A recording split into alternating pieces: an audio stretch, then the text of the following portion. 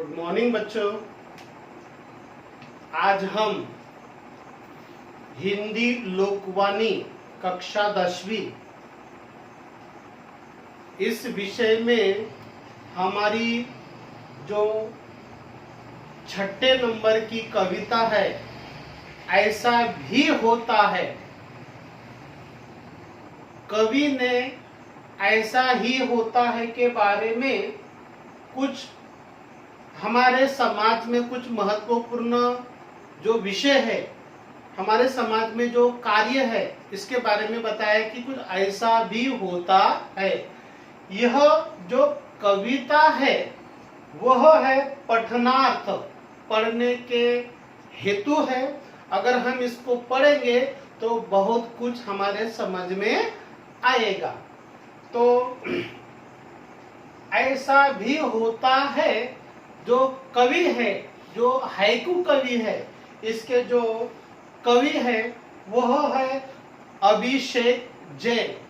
हिंदी साहित्य में एक उगते हुए सूर्य की तरह इन कवि का नाम लिया जाता है, अभिषेक जैन।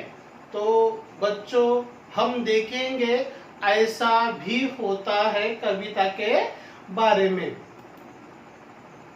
कुछ महत्वपूर्ण मुद्दे अगर आपको पसंद है तो आप क्या कर सकते हैं, अपने नोटबुक में लिख सकते हैं और मेरे साथ में कुछ आवश्यक बातें हैं उनको आप दोहराइए। आपका जो ओट है उसको क्या कीजिए, मेरे साथ में पढ़ते रहिए। अगर इस तरह से पढ़ेंगे ओटों की मदद से तो हमें आधे से ज्यादा कविता समझ में आ जाएंगी और हमारा जो ध्यान है वो इधर उधर भटकेगा नहीं, कविता के तरफ हमारा ध्यान केंद्रित रहेगा। तो पेन और कागज आपके पास तैयार है। अब हम इस कविता जो है ऐसा भी होता है, इसका हम परिचय देखेंगे कवि का। अभिषेक जैन। तो बच्चों, अगर किसी व्यक्ति को सम्मान देना है लेखन कार्य में तो जी को है अलग से लिखना। जैसे सीताराम जी, धनपत राय जी, तो जी को अलग से लिखना है, जैन शब्द के सामने जोड़ना नहीं है। जैसे हम श्री लिखते हैं तो श्री अलग से लिखते हैं, लेकिन अगर किसी का नाम होगा तो वो जोड़ के लिखेंगे। लेकिन अगर किसी को सम्मान देना है तो वो शब्दों को अलग अलग लिखेंगे। तो श्री और जी दोनों को अलग से लिखा जाता है। बच्चों, आपने ये हमेशा ध्यान रखना है। कविता में क्या है, उन्होंने क्या है, कविता लिखी है, कहानी लिखी है, निबंध आदि विविध विधाओं में लेखन कार्य किया है अभिषेक जैन ने। यानी बहुआयामी प्रतिभा के धनी है अभिषेक जैन। अनुभवों पर आधारित आपकी रचनाएं विविध पत्र पत्रिकाओं में नियमित छपती रहती है। इन्होंने क्या किया, अनुभव के माध्यम से अपनी लेखनी चलाई। हमारे समाज में जो होता है उनको देखा है उन्होंने, और उन्होंने ज्वलंत विषय पर उन्होंने क्या किया, वर्तमान विषय पर लेखनी चलाई है। उन्होंने अपने विचार व्यक्त किए हैं। अब जो हम कविता पढ़ रहे हैं ऐसा भी होता है। अब इस कविता में है क्या, हाइकू मूलतः जापान की लोकप्रिय विधा है। हम हिंदी लोकवाणी में हाइकू कविता पढ़ रहे हैं, ऐसा भी होता है। अलग अलग विषय में भी है। हिंदी कुमार भारती में भी ये कविता है, हिंदी लोक भारती में भी कविता है, और दूसरी जो भाषा है अंग्रेजी में, गुजराती में, इनमें भी क्या है, यह हाइकू कविता जापान की जो विधा है वो हमारे हिंदी साहित्य में आ गई है। और पाठक लोग, विद्यार्थी बड़ी संख्या में इस हाइकू कविता का अध्ययन कर रहे हैं। इसे विश्व की सबसे छोटी कविता कहा जाता है। किसे कहा जाता है, हाइकू कविता को विश्व की सबसे छोटी कविता मानी जाती है।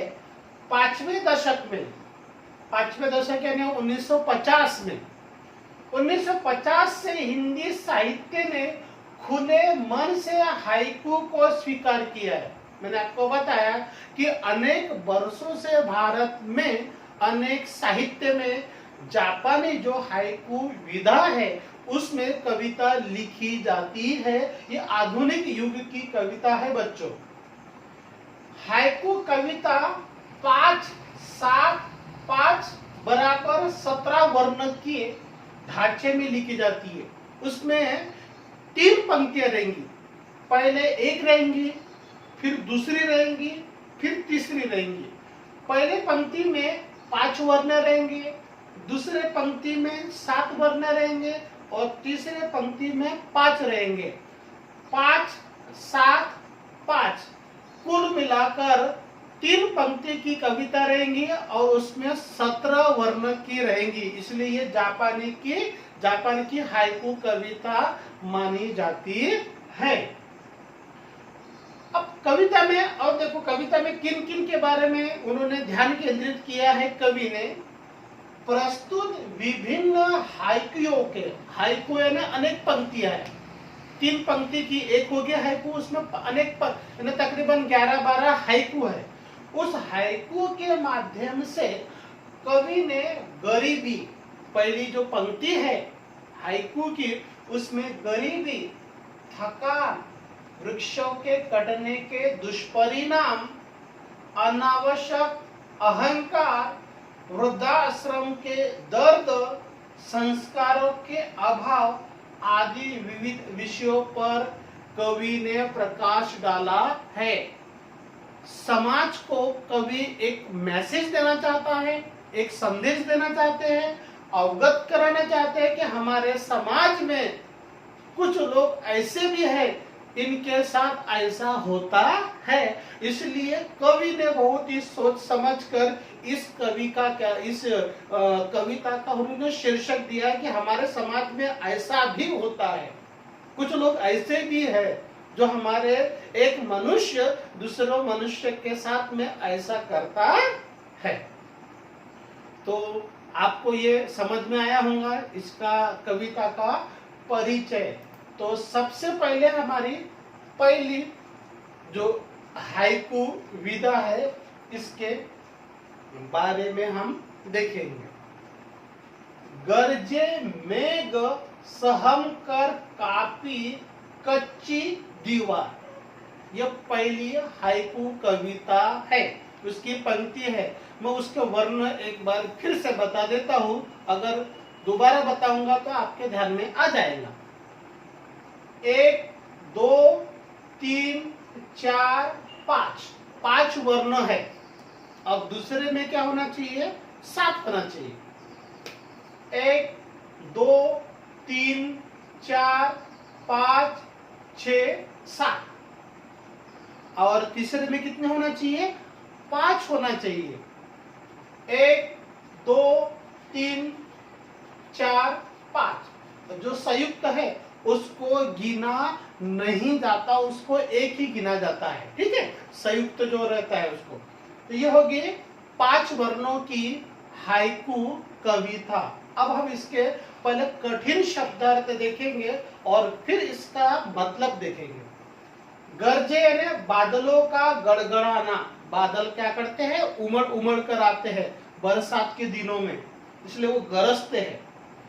मेघ यानी बादल, मेघ यानी बादल, सहमना डरना अथवा घबरा जाना, कांपना डर से हिलना अथवा थर्राना। यहाँ पर चंद्र बिंदु है पर वो टाइप होता नहीं, इसलिए क्या है वो करेक्शन कर लेना। तो ये क्या हो गया? ये हो गया कविता का कठिन शब्दार्थ। अब देखेंगे हम इसका मतलब। गरजे मेघ सहम कर कापे कच्ची दीवार। अभिषेक जैन जी यहाँ पर इस कविता के माध्यम से बताना चाहते हैं कि यहाँ पर गरीबी का वर्णन किया है। गरजे में बादल, बरसात के दिनों में बादल क्या करते हैं, गरजते हैं, उमड़ते हैं और आवाज करते हैं। सहम कर कांपी और डर कर क्या होते हैं, कांपने लगते हैं। कौन कांपते हैं, कच्ची दीवारें। देखो यहाँ पर कच्ची दीवारें हैं, ये क्या करते हैं, बादल गरजने से दीवारें क्या करती है, कांपती है, थर्राती है, भयभीत होती है। ये काले काले बादल बरसात के दिनों में तो कच्ची दीवारें कांप जाती है।